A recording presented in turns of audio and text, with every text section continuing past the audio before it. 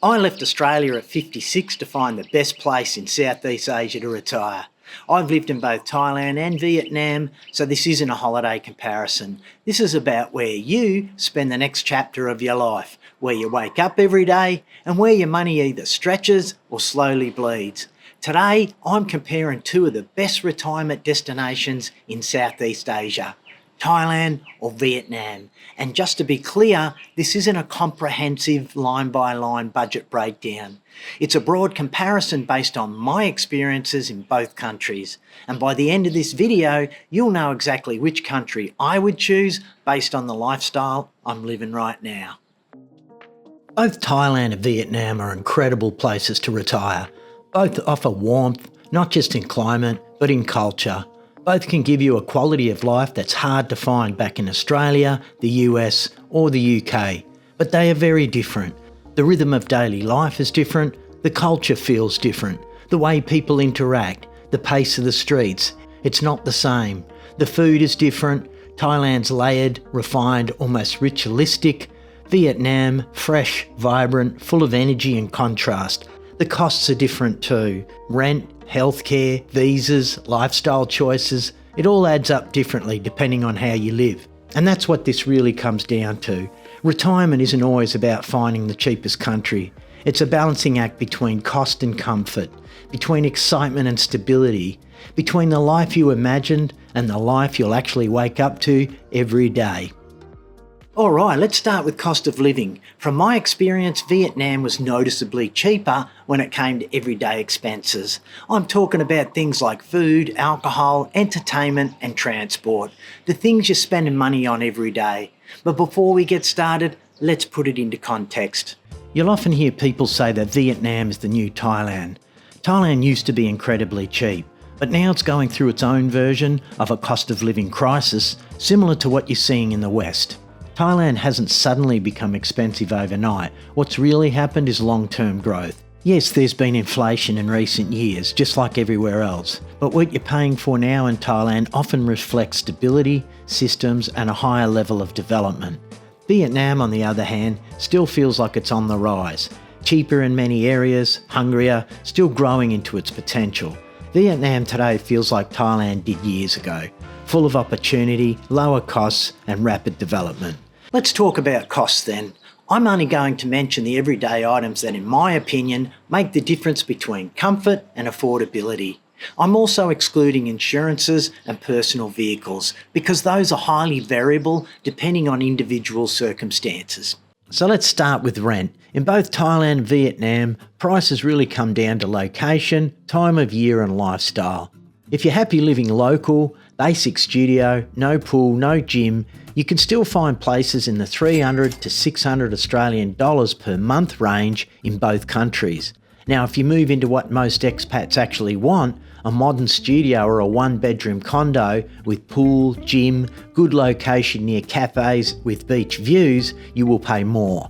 In Vietnam, especially somewhere like Da Nang, you're generally looking at around 600 to 1300 Australian dollars a month. In Thailand, a place like Jomtien is usually closer to 600 to 1500 Australian dollars for something comparable. Bangkok and prime Phuket, well, that moves up again to another level. So if I had to give the edge on value, Vietnam is probably just slightly ahead. Let's talk about food, especially eating out. From my experience, Vietnam is definitely cheaper when it comes to local restaurants and street food. You can eat out very well for surprisingly little, and casual meals out definitely cost less than in Thailand. That said, when it comes to groceries and fresh food markets, I found that prices are pretty similar in both countries. Local produce, meat, seafood, there isn't a dramatic difference day to day. So if you're someone who eats out a lot, Vietnam probably has the edge. But if you cook at home regularly, the overall food budget between the two is much closer than people think. Getting around to both countries is very easy, and you've got plenty of options, especially in Thailand. Scooter hire is generally cheaper in Vietnam than in Thailand. In Thailand, you're usually looking around 100 to 150 Australian dollars per month for a small automatic, depending on the area and the season. In Vietnam, That same style of bike might cost you closer to 60 to 110 Australian dollars per month. So Vietnam typically comes in at about 20 to 40% cheaper, not a massive difference, but noticeable if you're renting long term. I mainly use Grab, Bolts or taxis, and walk for most part. That said, Vietnam is noticeably cheaper for taxis and ride shares, so on transport costs alone, Vietnam definitely wins this category in my opinion. As mentioned, I'm not going into health insurance, guys, as it's a whole video on its own, and it varies massively by age and pre-existing conditions. Broadly, Thailand has more international hospital-style options. Vietnam is catching up, but whichever country you choose, just assume this will be a big line in your budget and get proper advice for your own situation. In terms of facilities, both countries have world-class health and dental services that are easily accessible. But I'm going to give the win to Thailand for health facilities. Let's talk about visas because this can really shape your decision. Thailand has a well-established system for retirees. If you're over 50 and meet the financial requirements, there are clear long-stay retirement visa options. It's structured, it's predictable, and designed specifically for people planning to live here long-term. Vietnam, on the other hand, doesn't currently offer a dedicated retirement visa. Most long-term stays are based on business visas, work permits, or periodic extensions. That can work well, especially for younger expats or those still working, but it's less straightforward if you're looking for a formal retirement pathway. So purely from a retirement visa perspective, Thailand has the clearest system. That said, if you're successfully retired in Vietnam, I'd genuinely love to hear how you're structuring your stay, what visa route you're using, and how it's working for you. Share it in the comments below because that insight helps everybody watching. One observation I've made living in both countries is that Vietnam tends to attract a younger crowd, particularly digital nomads and remote workers, drawn by lower day-to-day costs and emerging business opportunities.